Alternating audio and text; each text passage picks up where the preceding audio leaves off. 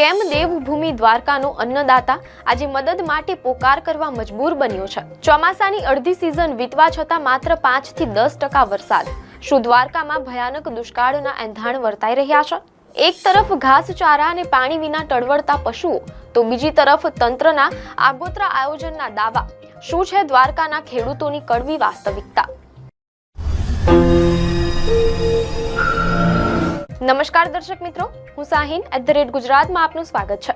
ચોમાસાની અડધી સિઝન પૂરી થવા આવી છે, પરંતુ પશ્ચિમ ગુજરાતના દેવભૂમિ દ્વારકા જિલ્લામાં ચિત્ર અત્યંત ચિંતાજનક બની ગયું છે. જે ખેતરોમાં હરિયાળી લહેરાતી હોવી જોઈએ, ત્યાં આજે માત્ર ધૂળ અને નિરાશા ઉડી રહી છે. આ છે દ્વારકાના હજારો ખેડૂતો અને માલધારીઓની આજની કડવી વાસ્તવિકતા. સિઝનનો માત્ર 5 થી 10% જેટલો જ વરસાદ પડતા જિલ્લામાં પાક નિષ્ફળ જવાની અને ઘાસચારાની ભારે તંગી સર્જાઈ હોવાનું સામે આવ્યું છે. ખેડૂતોએ હજારો રૂપિયાનો ખર્ચ કરીને લીધેલા બિયારણો અને ખેડ પાણી વિના નકામા ગયા છે. મીડિયા અહેવાલોમાંથી પ્રાપ્ત માહિતી મુજબ એક તરફ ખેડૂતો અને સ્થાનિક ગ્રામજનો દ્વારકાને સત્તાવાર રીતે દુષ્કાળગ્રસ્ત જાહેર કરવાની, પાક ધિરાણ માફ કરવાની અને સૌની યોજના મારફતે નર્મદાનું પાણી ડેમોમાં છોડવાની માંગ કરી રહ્યા છે, તો બીજી તરફ જિલ્લા વહીવટી તંત્ર પરિસ્થિતિ અંકુશ હેઠળ હોવાનો દાવો કરી રહ્યું છે. દેવભૂમિ દ્વારકા જિલ્લાના ગાંગડી જેવા ગામોના ખેડૂતોની આપવીતી શું છે? ખેડૂત આગેવાનોની સરકાર સમક્ષ શું માંગણીઓ છે અને વહીવટી તંત્રનું આ અંગે શું કહેવું છે, તેની તમામ માહિતી આજે આપણે વિગતવાર જાણીશું. મીડિયા અહેવાલો અનુસાર દેવભૂમિ દ્વારકા જિલ્લાના ગ્રામીણ વિસ્તારોમાં અત્યારે ચારેય તરફ નિરાશાનું વાતાવરણ છે. જેઠ અને અષાઢ મહિનો વીતી ગયો હોવા છતાં પૂરતો વરસાદ ન વરસતા ખેડૂતોની ચોમાસુ વાવણીની તમામ ગણતરીઓ ઊંધી પડી ગઈ છે. મીડિયા અહેવાલોમાંથી જાણવા મળેલ છે કે 47 વર્ષના એક સ્થાનિક ખેડૂત કરશનભાઈ અને તેમના પત્ની મણિબહેનની કહાની જિલ્લાના હજારો ખેડૂતોની સ્થિતિ દર્શાવે છે. કરશનભાઈએ પોતાની લગભગ 10 વીઘા જમીનમાં મગફળી વાવવા માટે 2700 રૂપિયા પ્રતિ મણના ભાવે 20 મણ બિયારણ ખરીદ્યું હતું, પરંતુ સમયસર વરસાદ ન આવતા વાવણીનો સમય વીતી ગયો. આખરે મજબૂરીવશ તેમણે એ બિયારણ 1800 રૂપિયાના પાણીના ભાવે વેપારીને તેલ કાઢવા માટે વેચી દેવું પડ્યું. હવે જો વરસાદ આવે તો જુવાર કે બાજરી વાવવાની આશા છે, પરંતુ હાલ ખેતરોમાં માત્ર નિંદામણ જ ઉગ્યું છે. આ પરિવાર પાસે રહેલા ગાય અને બળદ માટે પીવાનું પાણી અને નીરી શકાય તેવું પૂરતું લીલું ઘાસ પણ ઉપલબ્ધ નથી.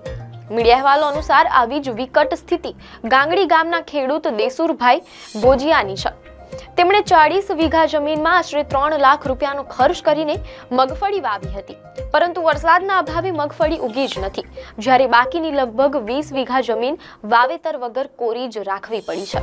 મીડિયા અહેવાલોમાંથી પ્રાપ્ત માહિતી મુજબ વરસાદની ભારે અછત વચ્ચે ખંભાળિયા અને કલ્યાણપુર તાલુકાના 20 થી વધુ ગામોના ખેડૂતો, માલધારીઓ અને સરપંચોએ મોવાણ ગામે એક મહત્વપૂર્ણ બેઠક યોજી હતી. આ બેઠકમાં સરપંચો અને ખેડૂતોએ આક્રોશ વ્યક્ત કરતા સૌની યોજના મારફતે નર્મદાનું પાણી દ્વારકાના ડેમોમાં તાત્કાલિક છોડવાની મજબૂત માંગ કરી હતી. અહીં ઉલ્લેખનીય છે કે સૌની એટલે કે સૌરાષ્ટ્ર નર્મદા અવતરણ ઇરિગેશન યોજના એ ગુજરાત સરકારનો એક મહત્વકાંક્ષી પ્રોજેક્ટ છે. આ યોજનાનો મુખ્ય હેતુ ચોમાસામાં સરદાર સરોવર એટલે કે નર્મદા ડેમમાં આવતા વધારાના પૂરના પાણીને ખુલ્લી નહેરોને બદલે ભૂગર્ભ પાઇપલાઇનો દ્વારા સૌરાષ્ટ્રના પાણીની અછતવાળા વિસ્તારો અને સૂકા ડેમો સુધી પહોંચાડવાનો છે. મીડિયા રિપોર્ટ મુજબ પોતાની આ માંગણીઓ પ્રત્યે સરકારનું ધ્યાન દોરવા માટે ખેડૂતોએ પ્રતિકાત્મક રીતે સૌની યોજનાનું બેસણું યોજીને પોતાનો વિરોધ નોંધાવ્યો હતો.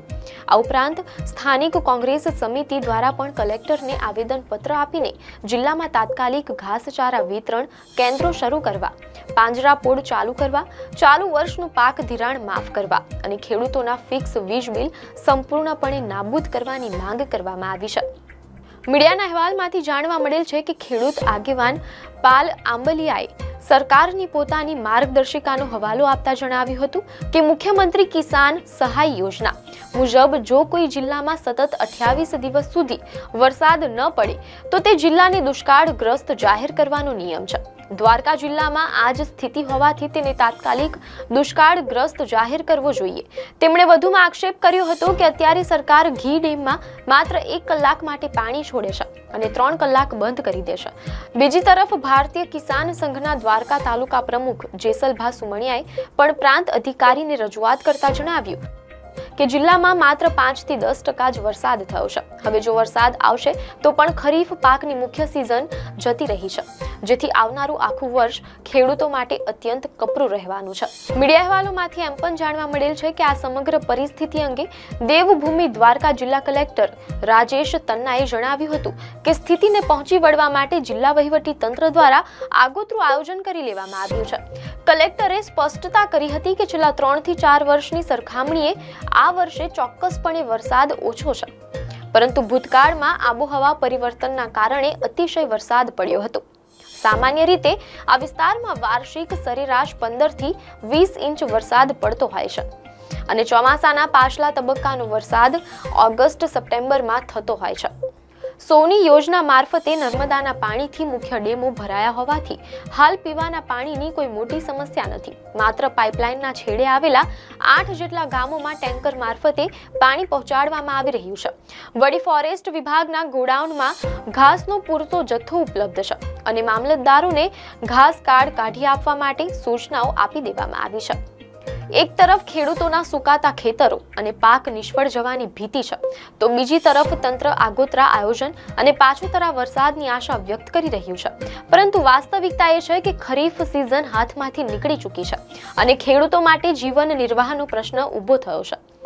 હવે જોવાનું એ રહેશે કે સરકાર ખેડૂતોની આક્રંદ ભરી માંગણીઓ સંતોષીને દ્વારકા જિલ્લાને દુષ્કાળગ્રસ્ત જાહેર કરે છે કે પછી સૌની યોજના મારફતે ડેમોમાં પૂરતા પ્રમાણમાં પાણી છોડીને માલધારીઓ અને ખેડૂતોને રાહત આપે છે.